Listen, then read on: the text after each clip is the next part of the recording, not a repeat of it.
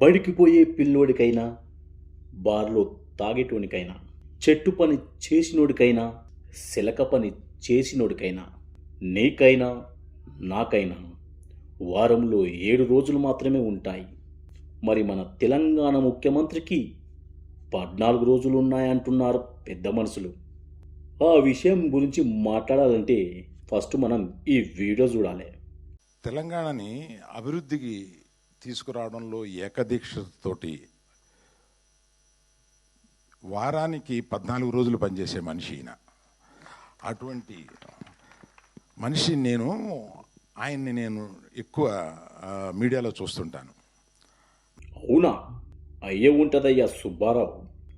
వారంలో 14 రోజులు పనిచేసిన ముఖ్యమంత్రి అంటే మన రేవంత్ రెడ్డి సార్ అని చెప్పుకోవాలి. ఎందుకంటే పొద్దున పూట పేదల ఇండ్లు కూల్చుడు, సాయంత్రం అయితే ఢిల్లీకి షికారులు. 2 ఏళ్లలో 60 సార్లు ఢిల్లీకి పోయిన ముఖ్యమంత్రి గారు వారానికి 14 రోజులు కాదు, వారానికి 20 రోజులు పనిచేసినట్టే. పొద్దున లేస్తే పేదల ఇండ్లు కూల్చాలి, సాయంత్రానికి ఢిల్లీకి పట్టం కట్టాలి. ఇదే కదా మన తెలంగాణలో జరుగుతున్నటువంటి. అయ్యా అరవింద్ గారు, మీరు చెప్పింది మీకు అర్థమైంది. అది మా రేవంత్ అయ్యకి ఎప్పుడు అర్థమవుతుందో మాకు అర్థం అవ్వట్లేదు.